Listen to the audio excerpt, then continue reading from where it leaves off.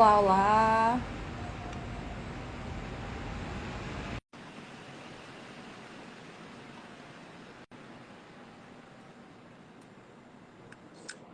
Ah, agora sim, agora Agora, deu. agora vai.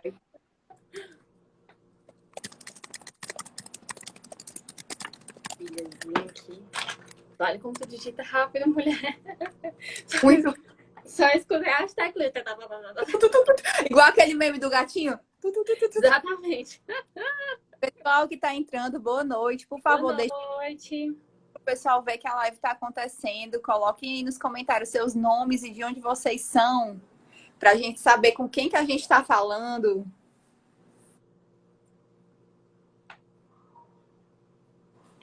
Olá, olá. Boa noite, gente. A gente já pode começar, né, Bia? 10 minutos já de Acho já. que sim. Aham.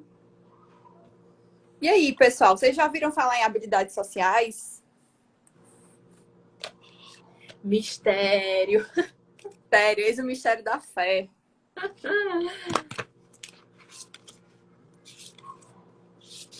Quer começar se apresentando, Bia? Pode ser, melhor. Vamos começar me apresentando. E aí, porque a gente tá aqui no teu perfil, né? O povo te conhece. Agora eu, é Você outros que é, 500.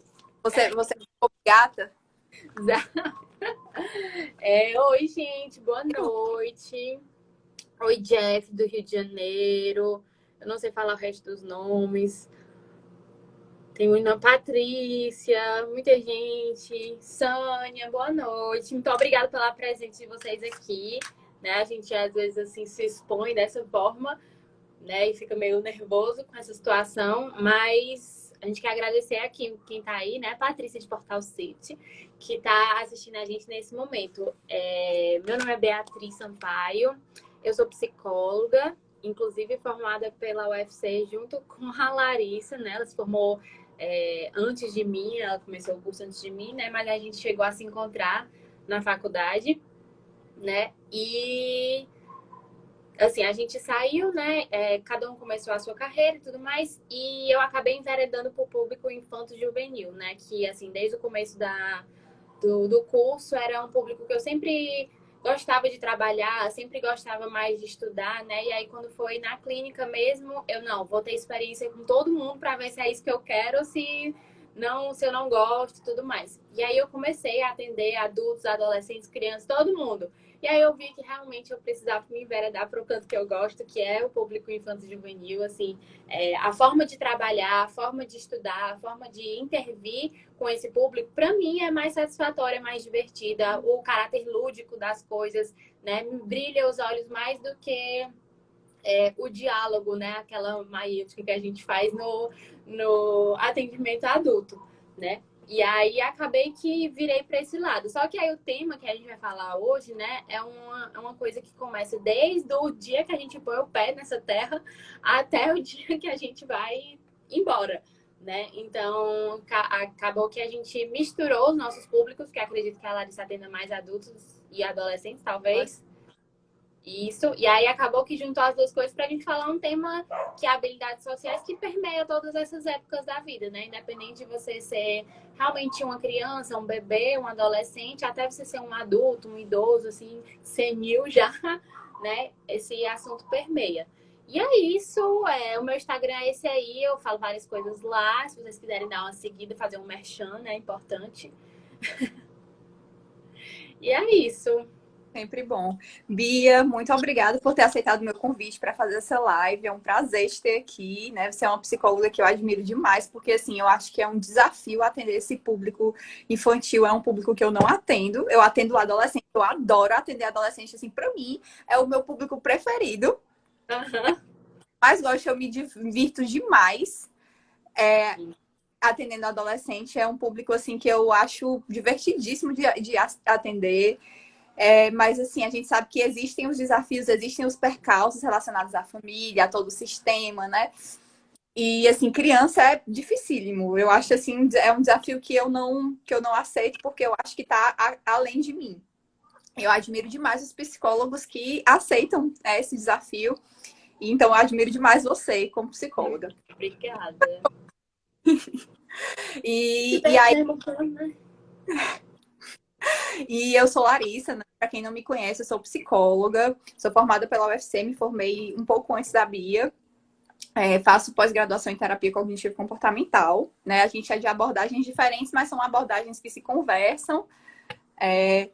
E é isso. Para quem não me conhece ainda, quiser olhar o meu perfil também. E eu trabalho com adolescentes e adultos, como eu falei. Hoje trabalho principalmente com demandas de alguns transtornos, principalmente como ansiedade, borderline, bipolaridade. E também trabalho muito com questões de relacionamento. Então, isso tudo são coisas que se relacionam muito com habilidades sociais, porque habilidades sociais, elas refletem e são refletidas nesses transtornos e nessas questões, nessas demandas. Então, elas aparecem muito na clínica que eu trabalho. Então, assim, eu acho que vai ser muito interessante, vai ser um diálogo bem legal para a gente fazer hoje. Com certeza, com certeza. E assim, a Larissa falou sobre a clínica, né? As demandas da clínica e tudo mais. E assim, eu desafio quem está aí assistindo a dizer que nunca encontrou uma criança tímida, uma criança agressiva, uma criança que não consegue se expressar muito bem, né? Assim, são coisas realmente muito comuns e que são demandas clínicas também que surgem muito. Então, assim como aparece na clínica adulta, na clínica infantil também aparece. E eu acredito que mesmo fora da clínica, né, essa demanda ainda existe. Muita gente que vê, meu filho ele é muito tímido, ele não consegue fazer amigos. Ou então, meu filho é muito agressivo, a gente quer conversar com ele, ele só grita e tudo mais. Então, isso é, assim, linkado diretamente com habilidades sociais. Então, vai surgir em todos os aspectos mesmo, inclusive, como a Larissa falou, com relação aos transtornos, né? Com e sem transtornos. Aparece das duas formas. Sim. E aí, assim, a gente sabe que para o ser humano ter relações interpessoais saudáveis, para o ser humano se desenvolver plenamente, para estabelecer e manter essas relações saudáveis, a gente precisa ter comportamentos sociais que são considerados desejáveis, né? Porque a gente convive em sociedade, então a gente precisa se comportar de uma maneira socialmente considerada desejável, né? Que na maioria das culturas, esses comportamentos sociais considerados desejáveis são aqueles orientados para valores de respeito mútuo entre os indivíduos que estão interagindo, benefícios para os indivíduos que se comportam, mas também para os indivíduos que estão se relacionando com você, para a comunidade de que você faz parte, e esses comportamentos precisam ser aceitos pela cultura. Então, a gente tem uma série de elementos que dizem se aquele seu comportamento vai ser ou não um comportamento considerado socialmente adequado. Né? E aí a gente tem algumas características que determinam o que é uma habilidade social, o que são habilidades sociais. Quando a gente fala de habilidades sociais, a gente está falando de um conceito descritivo. O que é um conceito descritivo? A gente está falando de um conceito de comportamentos que a gente está descrevendo, a gente está falando o que são aqueles comportamentos. E são comportamentos valorizados em determinada cultura. Então, são comportamentos que a gente quer que as pessoas tenham. São comportamentos que contribuem para um desempenho socialmente competente em tarefas de interação social. Então, mais tarde a gente vai falar um pouco melhor o que é essa competência social, o que é um desempenho socialmente competente. E esses comportamentos também têm uma alta probabilidade de ter um resultado favorável para o indivíduo. Então, você vai ser premiado. A tendência é que quando você age com habilidades sociais, você vai obter uma premiação com esse comportamento, seja com a obtenção de alguma necessidade que você tem, seja física, seja emocional, seja psicológica. Então, o seu grupo e a sua comunidade também vão ter algum tipo de benefício com esse seu comportamento. Não é algo individualista, é algo que também olha pela perspectiva de grupo e de cultura. Tem algo que tu queira complementar, Bia, nessa conceituação?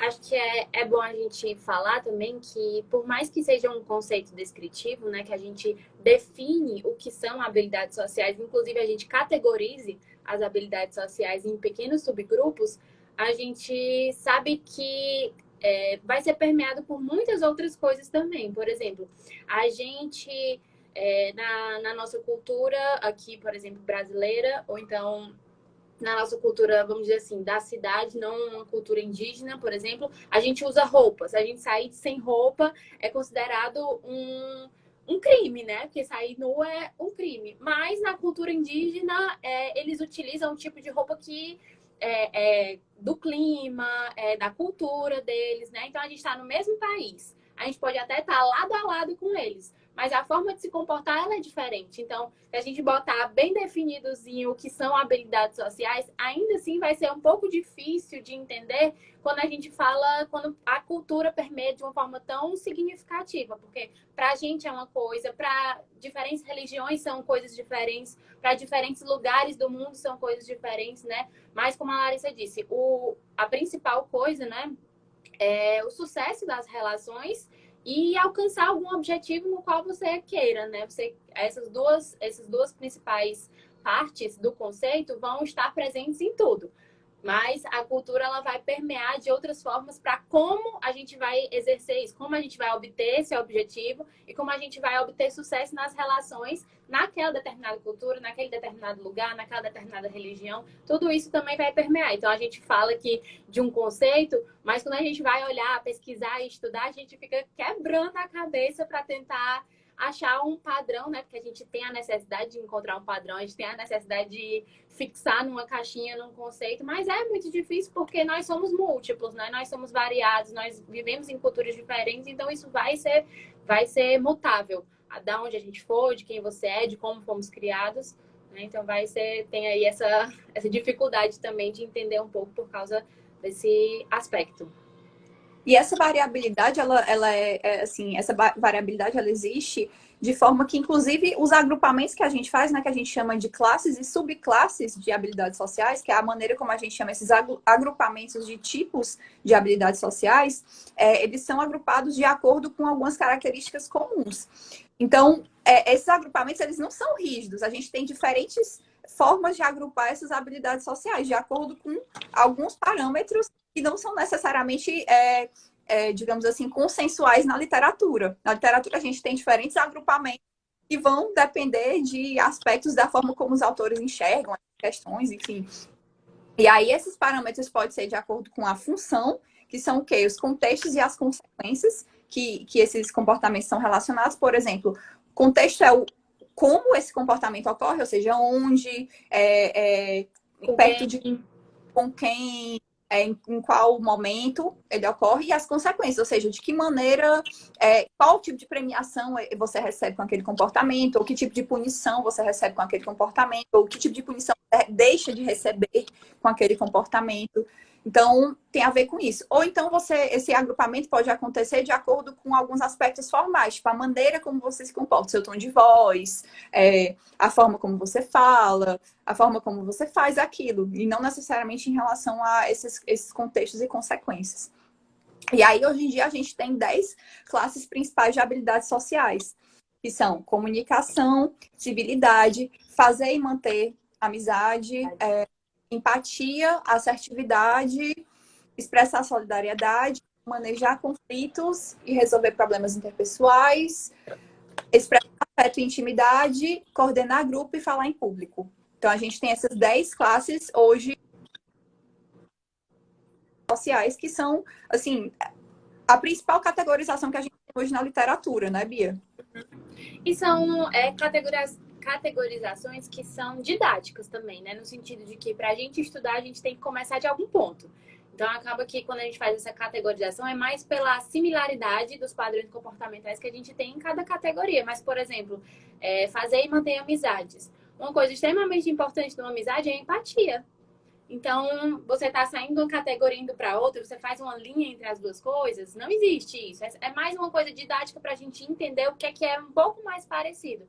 Mas tudo isso é bem permeado, é bem linkado, então a gente vai diferenciando a partir do contexto, né? E aí, quando a gente fala de consequências, o que acontece depois, normalmente a gente coloca, né? O que acontece depois que esse comportamento ocorre, né? A gente fala também de impacto. Como é que isso impactou, né? O que isso vai trazer de volta para você?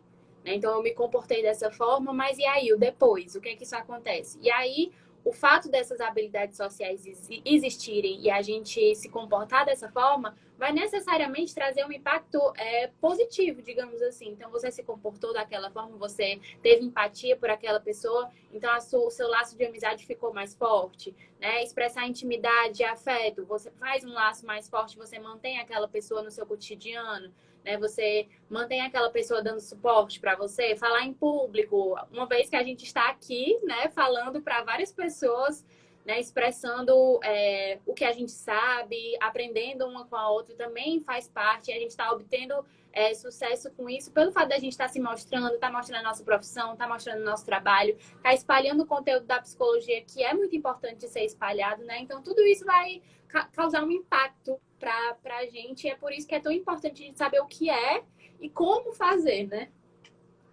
Sim, exatamente, Bia. E essa coisa que tu falou, como essas habilidades se interrelacionam, tem muito a ver com aquela coisa que eu falei da função e da topografia, né? Que é esses dados formais, porque quando a gente fala de classificação por função, né, que é as consequências e os contextos, né? Ou seja, onde e como isso ocorre e o que é que causa, né? Ou seja, o que é que se decorre, como é que o comportamento é premiado, como é que ele é punido.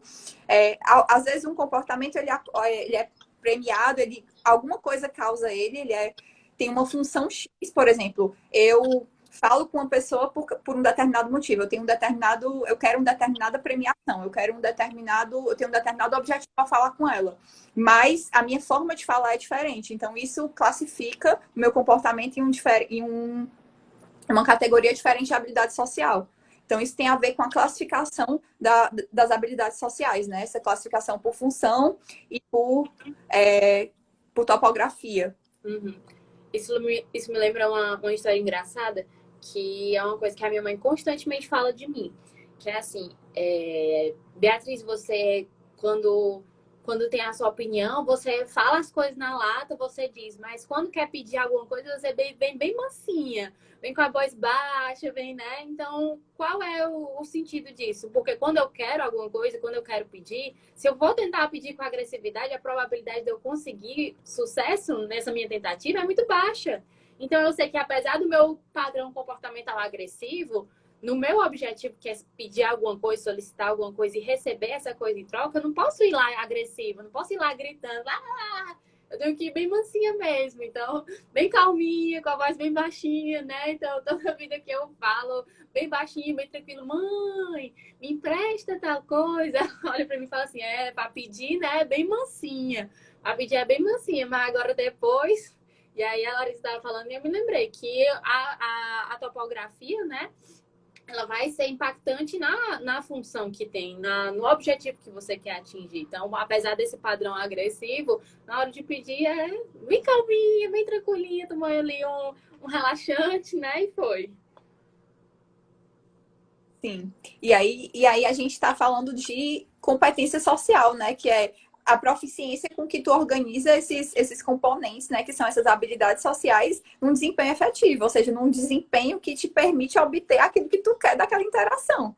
Então, a gente está falando de consecução de objetivos, de manutenção da autoestima e da qualidade da relação, de equilíbrio de ganhos e perdas entre os parceiros da relação, de respeito e ampliação dos direitos humanos básicos. Então, pode ser que, talvez, em alguns momentos, tu seja agressiva, em outros momentos, tu seja mais assertiva e, em outros momentos, tu seja mais passiva. Então, tu pode obter um maior ou um menor nível de proficiência dentro daquela interação, e aí a gente atribui um maior ou menor nível de competência social dentro dessas interações nas quais tu se insere, né? Uhum. E aí a gente faz essa avaliação, por quê? Porque as habilidades sociais, como a gente falou, são conceitos descritivos. A gente usa as habilidades sociais para descrever, para falar, pô, tu tá agindo assertivamente, ou então tu tá agindo empaticamente nesse momento. A gente usa isso para dizer o que a pessoa está fazendo, como é que ela está se comportando. Mas quando a gente quer avaliar se a pessoa fez isso de maneira socialmente que é vista como aceitável, a gente está falando de competência social, a gente está falando de avaliação de desempenho. E aí, assim, isso tem a ver com uma certa dimensão ética, né? Porque a gente está falando de, quando a gente fala dos conceitos de habilidade social, de competência social, isso tem também uma dimensão ética que está relacionada com alguns aspectos fundamentais da vida social, com as relações que a gente tem de poder, com as relações que a gente tem de trabalho, com as relações que a gente tem íntimas, amorosas, com a relação de poder que existe entre pais e filhos, com várias relações que a gente se insere. Isso me lembra aquela, né? Eu vou só lembrando das coisas. Essa questão da competência. A gente tem um pouco de dificuldade, né? Eu tive um pouco de dificuldade de diferenciar uma coisa da outra. Eu ficava pensando, poxa, mas se eu né, me comportei de forma socialmente habilidosa, isso não quer dizer e que eu obtive, né, o sucesso naquela relação, o sucesso naquele objetivo, isso ainda não quer dizer que eu posso ser competente social, isso ainda tem outro passo ainda para eu estar me desempenhando bem na sociedade, né? E a gente entende a competência social mesmo como um julgamento do outro. Poxa, eu tentei ser assertiva, mas as minhas palavras foram objetivas, mas a minha postura corporal, o meu tom de voz, o ambiente em si não era propício para aquilo. Então, por mais que eu tenha tentado ser assertiva, né, existiram outros fatores que impactaram, né, na visão do outro na hora que eu fui tentar fazer essa solicitação. Então, essa competência social, a gente costuma olhar mesmo pelo julgamento do outro. Poxa, foi adequado? Aquelas pessoas acreditaram que isso era adequado? Então, você tem dois pontos, né? O ponto A e o ponto B. Você chega até o meio com a sua habilidade social, se comportando daquela forma, e as pessoas julgando de forma competente, você vai até o meio também. E aí fecha o caminhozinho. Não depende necessariamente só da gente, né? Da gente estar se comportando, da gente treinar e executar aquilo. Mas depende também do que o outro está avaliando de você. Sim. E quando tu falou isso da avaliação, me fez pensar sobre o segundo tópico que a gente tinha discutido, né? Que a gente ficou de discutir, que era a questão de como as nossas habilidades sociais vão se desenvolvendo ao longo da vida. Porque quando a gente está na infância, de acordo com a literatura, né, a gente aprende as habilidades sociais desde criança, por observação, por instrução, né, que é um tipo de regra, por outros tipos de regras sociais e por consequências dos nossos comportamentos. Então, a gente pode aprender, por exemplo, quando você via os seus pais conversando de maneira empática e afetuosa um com o outro, você tinha modelos de empatia, você tinha modelos de afeto. Isso são habilidades sociais. Quando sua professora, por exemplo, te explicava que você precisava se apresentar aos seus coleguinhas no início da aula, ela estava te instruindo a se comunicar e a fazer amizades. Quando alguém te dizia que as coisas são de determinada maneira ou devem ser feitas de determinada maneira, ela estava te dando uma regra. Por exemplo, não faça com os outros o que você não gostaria que fizesse a ti mesmo. Isso é uma regra de civilidade, isso é uma regra de empatia, né? Ou então, por consequência dos nossos comportamentos. Tipo, se você convidasse um colega que era mais próximo a você para brincar na sua casa, tu podia ser premiado se ele aceitasse o teu convite. Aí vocês iam fazer planos, vocês iam pensar como é que ia ser esse dia, vocês iam nesse dia fazer atividades diferentes, atividades lúdicas, isso ia melhorar as suas habilidades de fazer e manter amizades. Então, de diferentes formas, você ia cultivando essas habilidades sociais. E aí, o ambiente familiar é o núcleo privilegiado de aprendizagem dessas habilidades, né? Mas também, esse aprendizado também acontece em outros ambientes, tipo escola, em esportes, enfim, em outros locais onde as crianças estão inseridas. Mas aí, à medida que a pessoa vai crescendo e que novas expectativas sociais vão sendo impostas sobre esse sujeito, um desempenho mais ou menos socialmente competente vai sendo esperado dele. Então, vai se criando uma escadinha de dificuldade à medida que o indivíduo vai se desenvolvendo. Pelo menos em contextos normais de desenvolvimento, né? Quando a gente está falando de um contexto socialmente considerado adequado. Por exemplo, quando você era criança, seus pais aos poucos foram te ensinando as palavras mágicas. Com licença, obrigado, por favor. Né? E aí, algumas pesquisas vêm mostrando que crianças que têm um bom repertório de habilidades sociais têm uma perspectiva mais favorável para o futuro.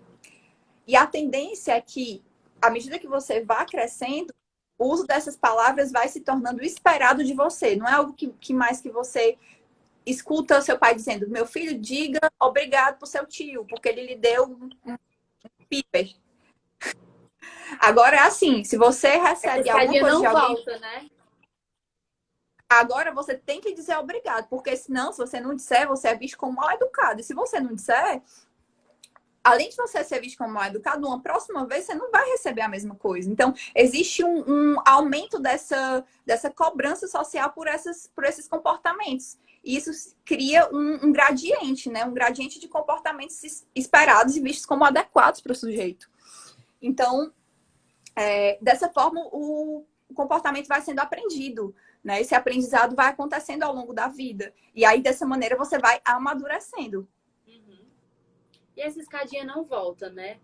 Você falou que a gente vai subindo as escadinhas e tudo mais, e que você é esperado responder daquela forma, porque antes você já respondia. Então não existe um retorno. Se você uma vez se comportou assim, uma vez você foi reforçado com esse comportamento, se você parar, né, com esse comportamento, as pessoas vão lhe cobrar. Né? Não, agora você é mal educado, agora você é antissocial, agora você, né, não sabe mais estar num ambiente social. E aí a gente estava falando de que quando você vai crescendo, né, determinados comportamentos vão sendo esperados de você. Não, é uma criança que... Um bebezinho, né, que tá dentro do shopping e grita no shopping porque quer alguma coisa. Né, a gente passa e olha assim, não, ele é só uma criança. Não, tá tudo bem, tá liberado porque ele é só uma criança. Agora vê um adulto, um adolescente se esperneando no chão do shopping porque quer alguma coisa. A gente já olha com um olhar de julgamento, dizer assim, meu Deus, um menino desse tamanho se esperneando no shopping. Cadê a mãe desse menino, né? Cadê a mãe dessa criança? E a gente vê que isso é esperado conforme a gente vai crescendo, conforme a gente vai se desenvolvendo. E aí ela falou com relação à tipicidade, né? Não, no desenvolvimento típico a gente vai esperando, mas no desenvolvimento atípico as pessoas também esperam, né? Então você vê, por exemplo, uma criança autista. Uma criança autista, ela não necessariamente tem características físicas que expõem as pessoas que ela é autista, né? Então as pessoas esperam dela que ela se comporte daquela forma. E quando ela não responde desse jeito, a gente tem que justificar. Não, não é porque é autista. Ah, não, é porque não consegue fazer isso. E aí as pessoas dão meio que um desconto, né? E nem sempre dão. Às vezes dão, às vezes não dão. A Aline falou, não recebeu educação no shopping. É tipo isso mesmo. A gente olha e acredita que esse comportamento não é adequado, né? E aí as pessoas esperam isso e acabam dando desconto só quando elas têm uma justificativa para não se comportar desse jeito. Não é porque não aprendeu, não é porque é mal educado, não é porque é uma criança do interior, é uma criança da roça que não sabe fazer isso, é uma criança autista que não sabe se comportar dessa forma. Então, a gente cria uma expectativa em cima desses comportamentos e acaba... se você não cumprir com essa expectativa, ou você tem que dar o desconto, né, a justificativa por não estar cumprido com isso, ou você vai ser punido, você vai ser julgado constantemente por causa desses comportamentos. Sim, exatamente. E aí, assim, tem uma relação entre as habilidades sociais da infância e as habilidades sociais da fase adulta, né, Bia? E quando a gente vive em contextos sociais, assim, quando eu falei da questão do contexto da normalidade, como foi que tu falou a palavra que eu até esqueci? Tipicidade. Eu estava me referindo ao contexto, né? Porque a gente também tem contextos adoecidos, contextos onde as pessoas não têm não apresentam habilidades sociais bem desenvolvidas, e aí elas não têm modelos para dar para as crianças, não têm modelos para dar para os outros. Então, quando você não tem modelos favorecedores, quando você tem pais negligentes, quando você tem pais violentos, o ambiente social acaba não sendo propício para a aquisição de comportamentos socialmente desejáveis. E aí, a gente tem dois tipos principais. Eu já posso entrar nessa parte ou tu quer falar mais alguma coisa sobre aquela questão da habilidade social na infância? Acho que só é a historinha, né? Que eu acho uma historinha muito legal de contar que as habilidades sociais na infância, elas impactam no adulto, né? E é porque realmente a gente vai aprendendo e conforme a gente vai aprendendo, isso vai impactando nas nossas relações no futuro. A minha irmã tá aqui, eu acho, e eu vou contar uma história da filha dela, da minha sobrinha, que é uma história muito engraçada, que a gente estava uma vez nesses restaurantes, assim, que são vários restaurantes ao redor, tipo um praça de alimentação. né? E aí ela falou assim, eu quero um churros. Eu quero porque eu quero um churros. E tava todo mundo conversando na mesa. Ela tinha acho que 4 ou 5 anos por aí. Aí a gente falou assim, vai lá comprar, Ana Clara. Vai lá tu comprar, né? E que exposição é essa? Você ir lá comprar e tudo mais. E aí o meu cunhado deu uma moeda de 5 centavos para ela. Vai lá comprar, tu consegue. Entregou para ela a moeda de 5 centavos. Ela foi caminhando, né? Entregou para a moça. Moça, eu quero um churros, por favor. E aí entregou a moeda de 5 centavos. Aí a moça olhou pra ela, tipo assim, com 5 centavos você não compra nem o doce de leite que vai em cima do churros, nem o M&M's que vai em cima do churros. Como é que você quer comprar? Aí a gente olhou de volta, né? Tipo, deu um legalzinho e ela reforçou aquele comportamento dela com os churros que ela pediu. Então, independente do valor monetário que ela não entendia, que ela não sabia o que era, o comportamento dela de ir lá, solicitar sozinha, por si só, sem precisar da mãe e do pai, fez com que ela aprendesse esse comportamento e continuasse desenvolvendo isso. Então, eu sei que quando eu quero alguma coisa, eu não necessariamente preciso pedir aos meus pais. Eu vou lá e consigo pedir. Então, isso impacta diretamente. A gente vê hoje muitos memes que são muito engraçados, que é o pessoal que liga no telefone e não consegue pedir uma pizza. Alô, eu tô falando com a pizza, eu queria pedir aí desliga. Na hora, tipo assim, não consigo pedir uma pizza porque eu não consigo falar no telefone. Isso é Alô, uma eu tô coisa... Alô, eu tô falando com a pizza, e aí trava tudo, não consegue falar nada, e a gente vê muitos memes disso, isso é real. Isso é uma coisa que pode ser aprendida desde a infância. Então, se na infância você nunca teve a habilidade, nunca teve a possibilidade de estar solicitando alguma coisa, de estar pedindo, sempre você puxava assim o rabinho da saia da sua mãe e dizia, pede aí pra mim, por favor, pede aí. Isso acaba impactando no futuro. Você vai sentir dificuldade de pegar o telefone e ligar e pedir uma pizza, porque isso não foi treinado antes. Né? Então, quando a gente desde cedo vai trabalhando, vai treinando e vai ensinando que isso é importante para desenvolver uma autonomia no futuro, para você ser um adulto autônomo, né? Você tem que treinar isso antes. Isso é impactante, desde a infância até a vida adulta. Ok. E aí a gente sabe que quando as pessoas não têm modelo, né, não têm ambientes favorecedores, a gente tem a tendência a desenvolver comportamentos sociais indesejáveis, né? Que podem ser do tipo passivo, que a gente chama também de comportamentos associais, ou comportamentos antissociais, que são os ativos, né? Comportamentos sociais indesejáveis ativos. E aí esses tipos de comportamentos estão relacionados a problemas de comportamento que a gente chama de internalizantes ou externalizantes. Os primeiros se expressam basicamente em relação ao próprio indivíduo e os segundos se expressam principalmente em relação às outras pessoas. E aí esses problemas de comportamento podem requerer tanto auxílio clínico, quanto auxílio jurídico, quanto encaminhamento à assistência social, enfim, a outros setores que podem, né, levar, aos quais esses indivíduos podem ser levados, né? E esses comportamentos indesejáveis, né, os antissociais, têm como consequência, principalmente, consequências satisfatórias para o indivíduo a curto prazo, para quem se comporta, mas para a sociedade e para o outro, eles tendem a ter consequências negativas.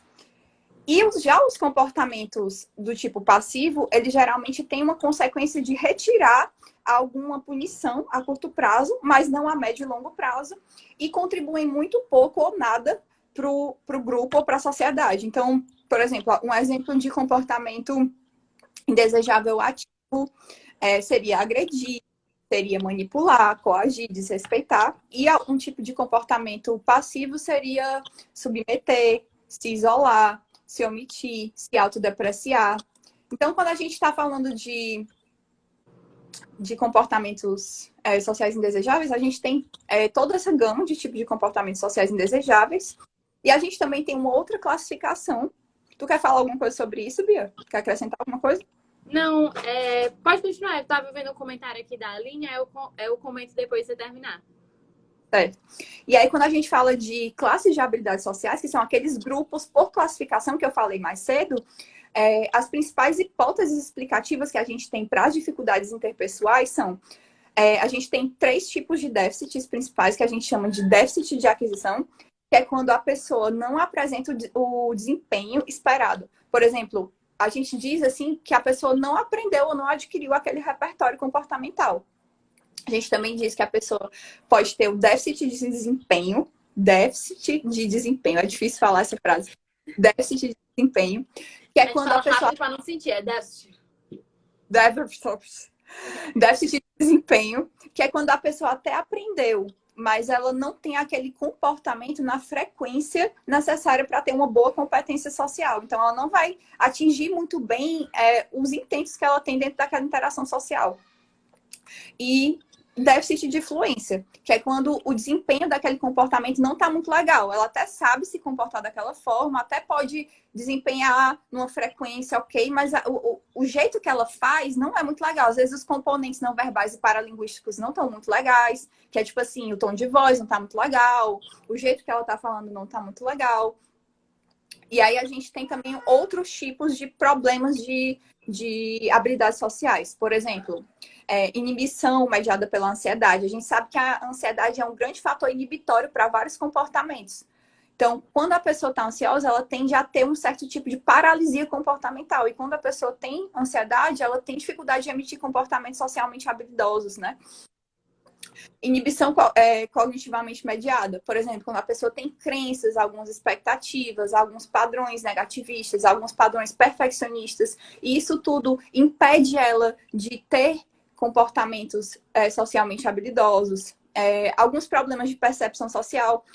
Por exemplo, quando a pessoa tem alguma alteração na decodificação de sinais sociais, tipo, a pessoa não consegue perceber, por exemplo, quando o outro está dando algum sinal social de que ela deve se comportar de alguma determinada maneira. Tipo, sei lá, o outro está brincando e você não entende, por exemplo. E quando a pessoa tem algum problema de processamento de estímulo do ambiente, tipo, a pessoa demora para processar algum tipo de estimulação, de símbolo, a pessoa tem déficit de atenção, a pessoa tem dificuldade para decodificar algum sinal social, a pessoa tem, enfim, algum tipo de falha desse tipo de decodificação de sinal social, do ambiente. E aí a gente sabe que esses problemas, eles geram consequências na vida adulta, porque eles vão dificultar o acesso a outros reforçadores. Então, é como se que esses reforçadores vão ser importantes para a aprendizagem. Então, é como se fosse assim, eu tenho um déficit, por causa desse meu déficit, eu não consigo acessar alguns reforçadores, e o meu não acesso a esses reforçadores me impede de aprender. Então, é como se criasse uma bola de neve de inabilidade social. Então, o isolamento social me gera mais isolamento social, né? É muito difícil de intervir, né? Porque Bahia, esse ciclo vicioso, você tem que ter uma quebra muito incisiva, né? Para estar ensinando, para estar treinando no local, né? No momento, na situação, porque às vezes a gente treina na terapia, mas é um local, assim, um pouco controlado, no sentido de que se a gente não conseguir, a gente vai de novo e tudo mais, né? Então, no ambiente específico em si, ainda existe esse treino. Além de estar falando, né, Larissa, como falaste, habilidades sociais temos que ter, somos sociais, penso. É até interessante falar disso, porque a gente vive em sociedade, nós somos seres sociais, mas isso não significa uma ligação direta em ter, né, em conseguir se comportar socialmente de uma forma habilidosa socialmente, né? Não é uma coisa assim, uma coisa gera a outra, né? Uma coisa leva a outra, não necessariamente. Eu fiz uma pesquisa no final do curso, a minha monografia. E aí era uma pesquisa sobre a relação entre cognição social e habilidades sociais, né? Cognição social tem a ver de você inferir sobre o outro, né? O que o outro poderia estar pensando, poderia estar imaginando, poderia estar sentindo. Então, quando eu vejo uma pessoa com uma carinha assim mais triste, eu tenho a habilidade, né, de conseguir inferir que, poxa, ela deve estar passando por um momento triste, por um momento mau, então eu não vou me comportar de determinada forma que pode interferir nisso, né? Então, eu consigo inferir que aquela pessoa está sentindo, pensando, imaginando aquela coisa.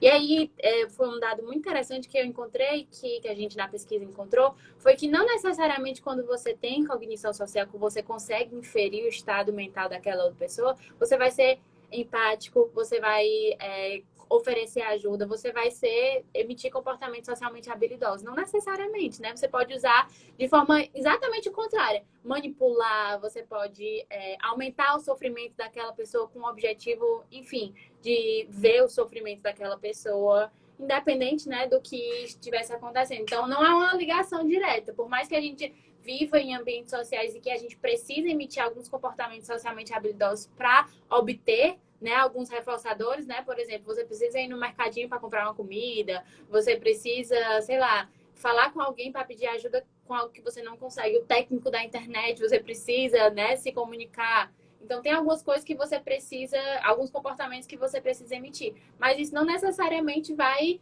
né, ser no nível um nível alto que você tenha uma competência social, né, clara, que você consiga ser competente socialmente. Então, não é uma coisa direta, você está vivendo em sociedade e você emitir esses comportamentos. Depende, como a Larissa falou, depende de um aprendizado. E se esse aprendizado ele não existe, como que você vai fazer se você nunca aprendeu, se você nunca conseguiu aprender, se você nunca teve essa possibilidade, né? E aí isso vai fazer você ser privado de alguns reforçadores e vai voltar para aquele ciclo que ela falou, né? Você não consegue, aí você não acessa, aí você não consegue aprender, aí você não consegue de novo, e aí você não acessa, enfim. E vai piorando a situação. E aí é um caso, assim, de extrema necessidade de psicoterapia para você precisar de alguém que lhe ajude, que lhe ensine, que pegue na sua mão e vamos lá, vamos treinar, vamos tentar fazer, vamos tentar se expor aos pouquinhos ao ambiente, né? E aí, por aí vai.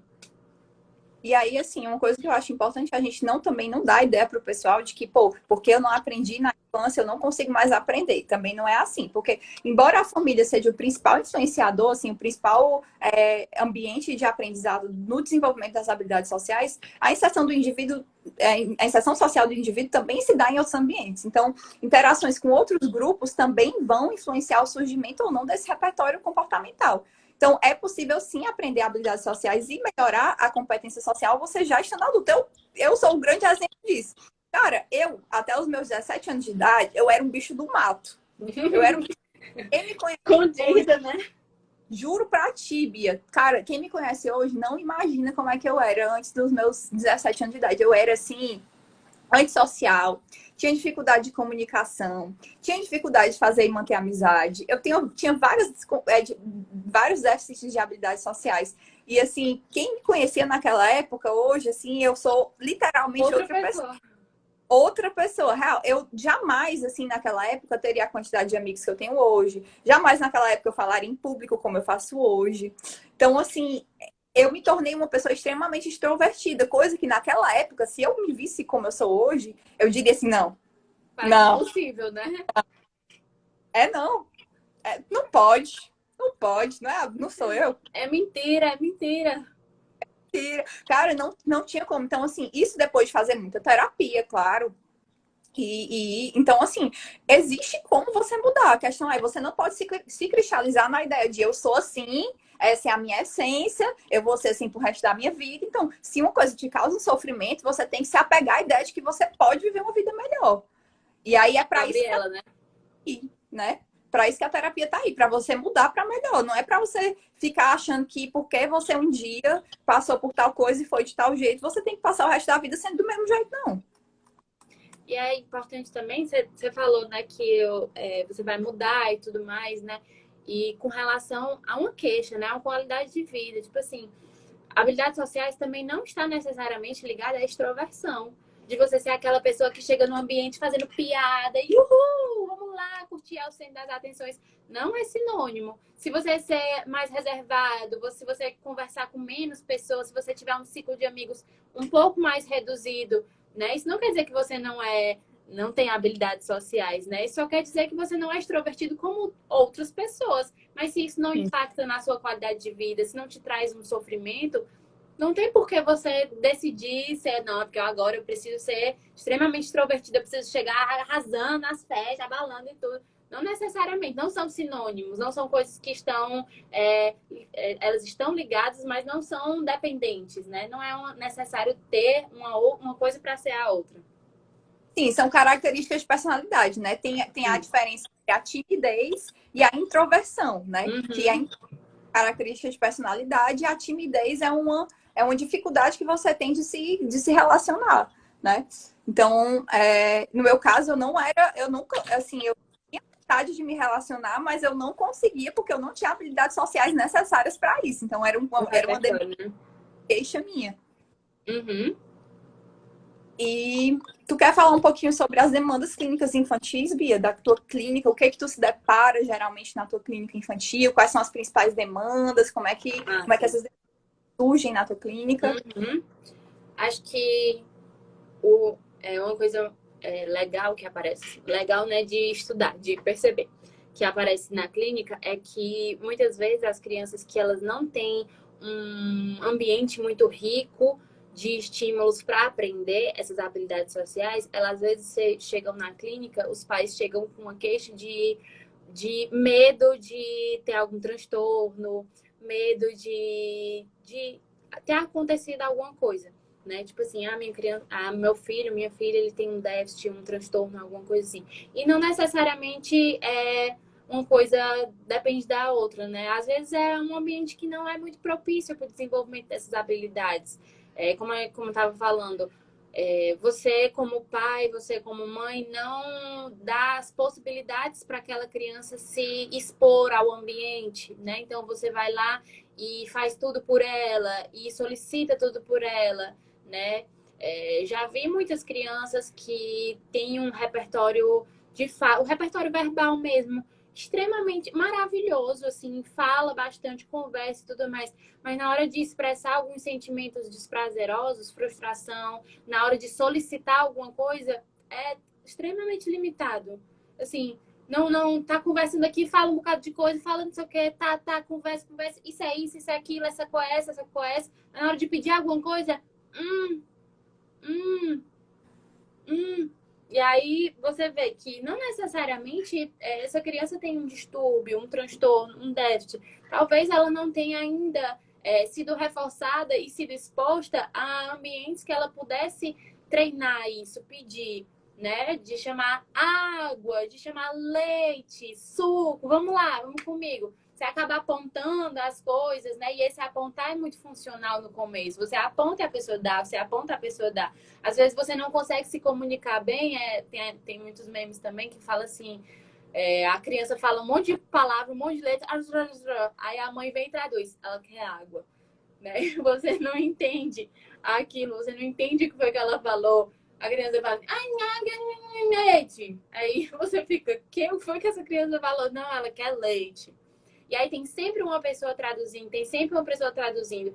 Isso é interessante, né? Isso existe, você precisa estar dando esse suporte para a criança, você precisa estar dando esse apoio, mas quanto mais ela vai avançando, mais esse apoio vai sendo retirado. Né? Então, ela vai definindo as palavras melhor, ela vai conseguindo solicitar melhor. Então, cada vez a sua presença como pai, mãe responsável vai diminuindo nesse aspecto. E é importante porque no futuro, na hora que ela pegar um telefone para pedir uma pizza, ela vai precisar conseguir se comunicar. Né? Então, muitas vezes surge essa demanda na clínica de que o medo de um transtorno está aparente, mas na verdade é só um ambiente que não foi muito propício para o ensino dessas habilidades. E aí eu entro novamente a questão do autismo. Né?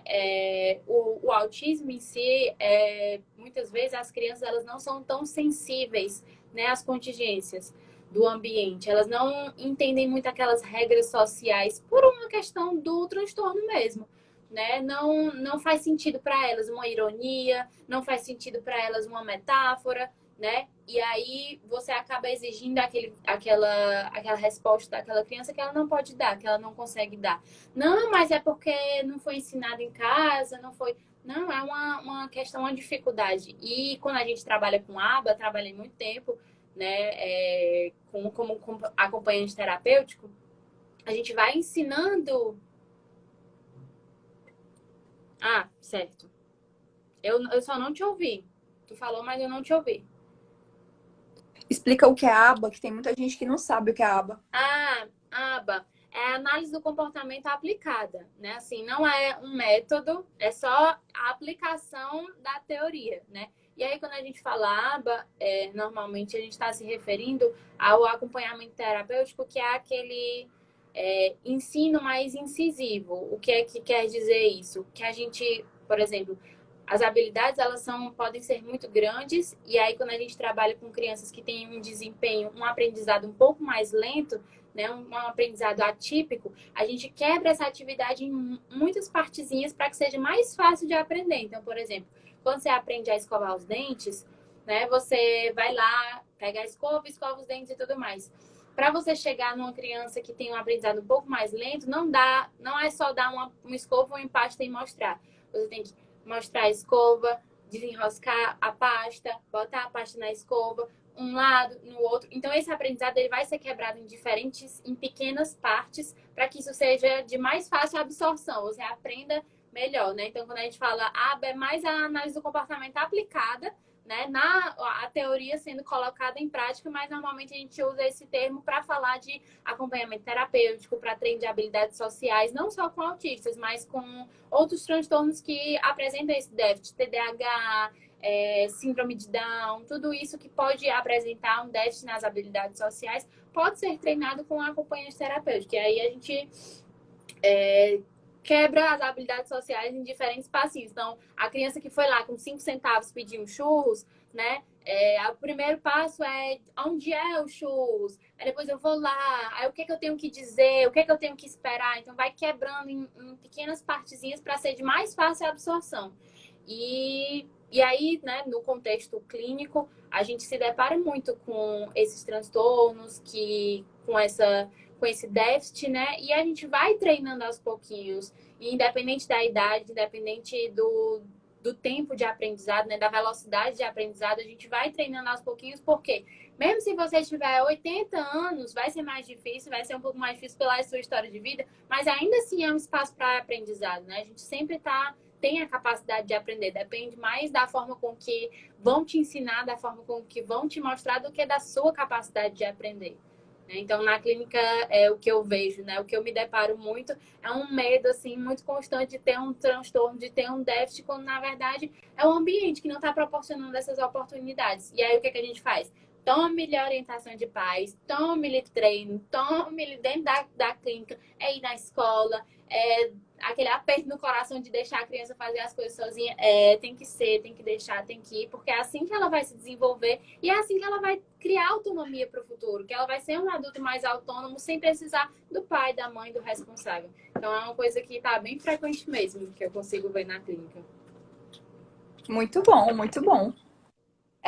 Já as minhas demandas clínicas, né, que eu vejo assim com adolescentes e adultos, é muito relacionado assim. Eu vou falar em termos de classe de habilidades sociais, né, que são as classes que eu mais vejo os meus queridinhos com déficits, né? Empatia, principalmente em relacionamentos afetivos. Assertividade, principalmente pacientes com transtorno de personalidade borderline e traços de dependência afetiva. Uhum. Fazer e manter amizade. Porque como eu tenho muito paciente que passa ou passou por relacionamento abusivo, eles geralmente têm perdido a maior parte das suas relações. Então, uma grande demanda é como é que eles vão voltar a fazer amizades. E aí, o treino de habilidades sociais ajuda muito nisso. Geralmente, eu não trabalho de modo estruturado no treino de habilidades sociais, porque eu acho que não dá para centralizar muito a terapia nisso. Eu vou inserindo isso no meio das outras demandas. Tipo assim, sabe aquela criança que não gosta de verdura? Aí você pica a verdura no prato da criança, assim, meio escondidinha? Vai Botando misturando. ali meio escondido. Acho que outra também que eu acho que aparece bastante é manejar conflitos e resolver problemas interpessoais. Especialmente em relacionamentos afetivos também, porque é outra coisa que surge bastante, porque as pessoas costumam ter muita dificuldade de regulação emocional e autocontrole. Então, é outra coisa também que a gente vem trabalhando bastante, que eu venho trabalhando bastante com os meus pacientes. E aí, super costurado com comunicação, né? Essas demandas, super costurado. E aí, quando o sujeito passa a prejudicar tanto a si mesmo quanto as pessoas que estão ao redor dele, por conta dos déficits de habilidades sociais, o treinamento de habilidades sociais pode ser uma alternativa viável, né? E aí a gente faz isso ou na clínica individual, ou a gente faz isso em grupos de intervenção. Geralmente a gente começa ensinando algumas habilidades básicas, tipo observar e descrever comportamentos, relatar interações, fazer e responder perguntas, elogiar, dar feedback, fazer análises, demonstrar afeto positivo. E essas habilidades básicas vão ser como se fosse assim, um alicerce para você ensinar outras habilidades mais difíceis. Complexas, né? Sim. Que o paciente esteja em déficit e vão ajudar também a criar um bom clima terapêutico, porque elas vão dar essa base, né? Como eu falei. Uma coisa também que eu queria falar, né, que eu acho que é interessante, que eu acho que se complementa com aquilo que a gente vinha dizendo para a gente fechar, porque eu acho que o nosso tempo está acabando também. A minha monografia da faculdade, já que tu falou da tua monografia, né, eu vou falar da minha um pouquinho. A minha monografia da faculdade foi sobre assertividade, que é uma das habilidades sociais, e e violência contra a mulher, né? Violência cometida por parceiros.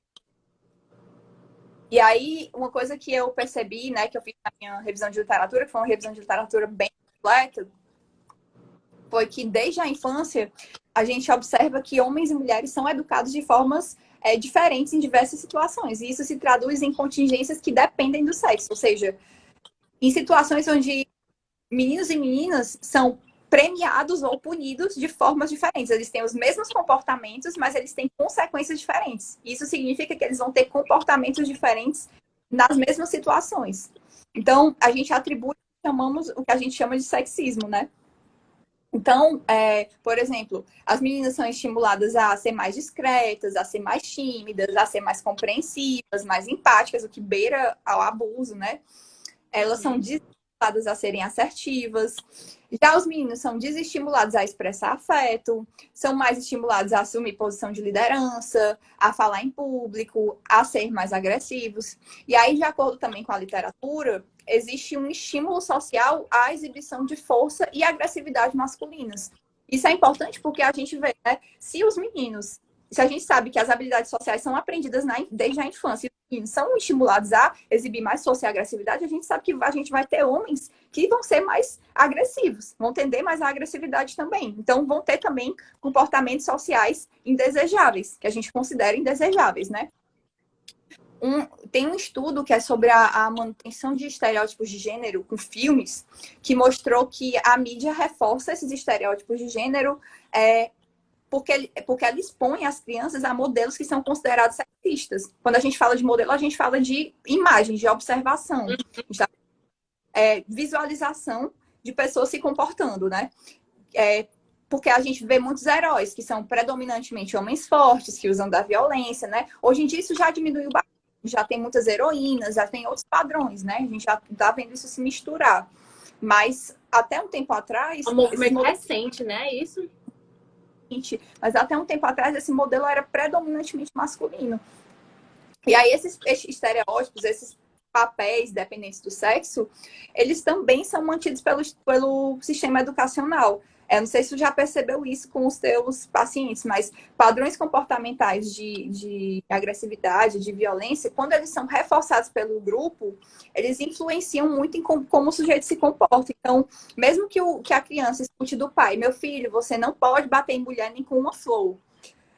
Mas se o menino é reforçado pelos coleguinhas a fazer uma coisa que seja agressiva, por exemplo, contra uma menina, a tendência é que ele faça, porque aquele reforço imediato, ele tem aquele prêmio imediato que ele recebe, aquela atenção social, ela tende a ter muito mais poder do que aquela regra que vem do pai. Né? Então, existe uma possibilidade de que esses comportamentos, que são diferentes do que a gente consideraria socialmente competente, eles estejam relacionados à violência contra a mulher, porque a criança aprende desde a infância a manter esses comportamentos, né? Então, a gente tem aí um crime que é altamente sexualizado e a gente tem um padrão de comportamento, que é a habilidade social, que tende a ter uma diferença aí de sexo, de gênero, que vem desde a infância também. E aí tem um estudo, uma dissertação uma dissertação não, uma tese de doutorado que eu li quando eu estava fazendo meu TCC, que é da Catarina Malché Teixeira, que é falando sobre o papel, o repertório assertivo de mulheres. E ela acabou entendendo que algumas condições históricas levam as mulheres a ter um padrão de feminilidade que é concorrente com o padrão de assertividade. Então, esse papel que a gente aprende desde a infância de feminilidade, ou seja, aquilo que a sociedade espera da gente, vai contra o padrão do que é socialmente desejável das pessoas. Então, é como se a gente fosse assim, nós somos pessoas à parte. Outra categoria de pessoas, né? O que se espera das pessoas não é o que se espera de nós, né? O que se considera socialmente desejável não é o que se espera de nós, né? Em geral. Então é isso. Assim, eu acho que é importante. Sim, eu ia só falar que é um dado existente, né? Que foi um dos dados encontrados na pesquisa também, de que é bem mais permeado pelo aprendizado, pela cultura, do que uma questão biológica, né? Porque às vezes as pessoas, não, é porque o homem é mais forte, porque o homem é destinado a fazer esses trabalhos, né? E a gente vê na pesquisa, o dado que a gente encontrou é que os meninos e as meninas, eles possuíam habilidades de cognição social, né? Eles possuíam a habilidade de inferir sobre estados mentais do outro, inferir o que o outro poderia estar sentindo.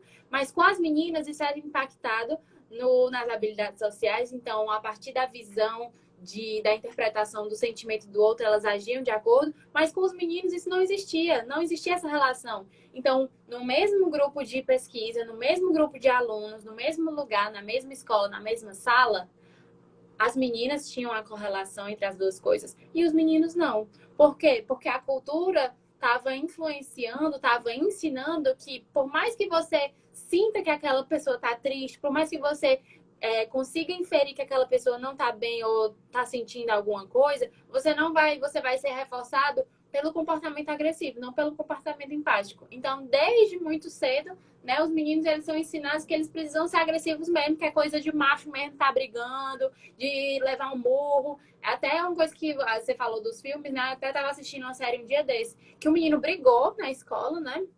E aí o pai dele viu, o pai dele foi conversar com ele e tal, e aí ele foi dar um sermão no menino porque ele tinha brigado, e o menino falou, não, mas é porque ele mexeu comigo e tudo, não sei o quê. E aí no final o sermão ele desapareceu, né, a punição desapareceu e o pai falou, e o outro menino, como é que ficou? Aí ele falou, não, foram dois e ficaram com o olho roxo. Aí, arrasou, você deu uma pena nos outros meninos, né? Então o fato dele ter brigado na escola ficou diminuto com a comparação de que ele deu porrada em dois meninos. E aí, se isso acontecesse com o menino, isso não seria reforçado da mesma forma, né? Não, poxa, você bateu numa menina, você bateu numa amiga, não é pra você ser assim, você tem que resolver as coisas na conversa. Mas por que que eu tenho que resolver as coisas na conversa e o meu amigo que tá aqui do lado, ele tem que resolver as coisas na porrada? Então, vai bem longe da questão biológica e bem mais próximo da cultura, do aprendizado que a gente está dando. E a gente fala de contextos sociais que reforçam isso, né? Tá na escola, tá na TV, tá, enfim, em outros ambientes que os amiguinhos podem estar reforçando isso. Isso mostra a importância da gente estar nos contextos familiares e em outros ambientes, demonstrando que esses comportamentos eles não são socialmente habilidosos. Né? Então a gente tem que estar sempre batendo nessa tecla. Ah, homem não pode bater em mulher. Não pode, não pode. Isso não pode acontecer, isso não deve acontecer, isso não é certo. Né? Então, Na realidade, eu acho que a palavra seria ninguém pode bater em ninguém, né? Ninguém pode bater em ninguém, exatamente. A real é essa, tipo assim, é uma questão de assim, ninguém pode bater em ninguém, né? Qual a sua deixa, né, para estar batendo em outra pessoa? Então, a gente fala dessas coisas dentro de casa e tudo mais, mas a gente precisa estar constantemente mostrando e ensinando isso. Porque se a gente não ensinar, se a gente que tem essa perspectiva não ensinar, se a gente não mostrar e não estar constantemente batendo nessa tecla, existem outros contextos que irão ensinar diferente, né? Então, a gente tem que realmente estar batendo de frente com isso, porque os contextos sociais, a TV está sempre ensinando muito isso, né? E, enfim, vai bater de frente. Isso existe, isso é muito presente, isso é muito forte. Então, se a gente não bater na tecla sempre, se a gente não estiver ensinando, se a gente não estiver dando exemplos, se a gente não estiver mostrando, vai concorrer, né? Já está concorrendo, mas vai ser muito, muito, muito difícil concorrer. E acho que é isso. É isso, eu preciso ir, que eu tenho uma atendimento agora, eu tô meio atrasada. Vai. Tchau, Chuchu. Obrigadão por ter Beijos, muito obrigada pelo convite. Fiquei muito feliz, estou muito lisonjeada pelo convite. Espero que venham próximas. E é isso. Você quer que eu deixe a live salva? Pode ser, tá Posso tranquilo. Deixa aí que aí o povo dá uma olhada depois. Beleza, vou deixar salva aqui. Tchau, gente. Beijo. Obrigada a todo mundo até o final. Boa noite a todos. Tchau, gente. Sigam a Bia. Sim, por favor. Tchau.